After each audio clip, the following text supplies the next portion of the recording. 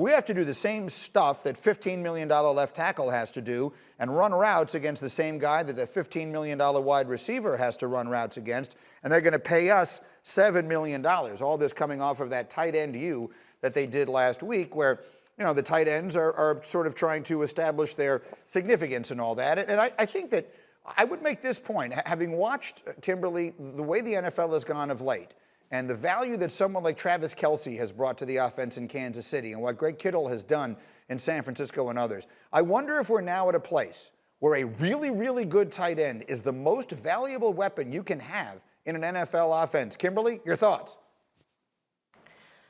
How many George Kittles and Travis Kelces are there, though? I hear what Greg Olsen is saying, that tight ends are asked to do a lot, but not all tight ends are created equal.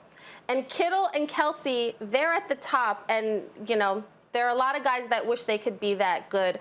That Kittle's run blocking, I mean, that guy's a beast. Like, he can do a lot of things. How he affects your offense is going to be different than every other tight end, and same for Travis Kelce. So I get where Olsen is coming from, but the idea that all tight ends are going to have that same sort of impact and should be paid like top-tier wide receivers and other positions, I'm not really feeling that. Well, let me try and continue to make my case here, Rob Ninkovich. I'm looking at other places.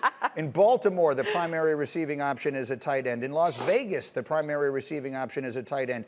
In New Orleans, obviously, they have Michael Thomas, but the tight end puts up enormous numbers. It's not just those two guys. There are a lot of places where right now the tight end is the primary option in the passing offense.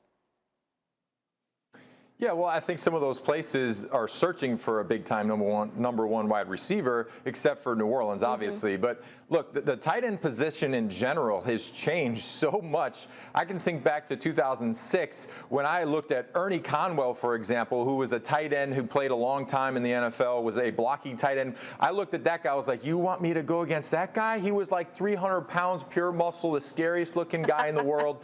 And the position in general has changed. We've seen the transition from the blocking tight end to a blocking receiving tight end to just a strictly receiving tight end. So when you become just a receiving tight end, all these teams game plan, every defense game plan. So I can remember going back to my old college teammate Dustin Keller for the Jets. When we were playing the Jets, Dustin was a great pass catching receiving tight end. So we would ping pong him at the line of scrimmage, jam at the line of scrimmage, affect him, put a good corner or safety on him. That's what teams do. They game plan against these guys. So a good blocking / receiving tight end, to me, is the more respectable tight end, like a Gronkowski, who I think is the best tight end of all time. And I'm not being a homer. The guy's a beast. What do you think, Mike T? Yeah, I think Greg Olsen has it a little bit wrong. Rule number one in Rex Ryan's defensive meeting room, thou shall not be blocked by a tight end. And defensive coordinators spend hours of their life trying to get pass rushers on tight ends. They are not as good at blockers as left tackles. And I'll say this to Nico's point, when you look at someone like Kyle Pitts, I think he's a great athlete, but I don't see this transformational mismatch. I asked a number of defensive coordinators before the draft, what did they think of Pitts? And 100% of them said, hey, look, we're going to treat him as a wide receiver. He's going to be covered by a corner, not a safety, not a linebacker that looks like Rob. So while he's a dynamic athlete, he's not a traditional tight end where he's going to be able to move people off the ball.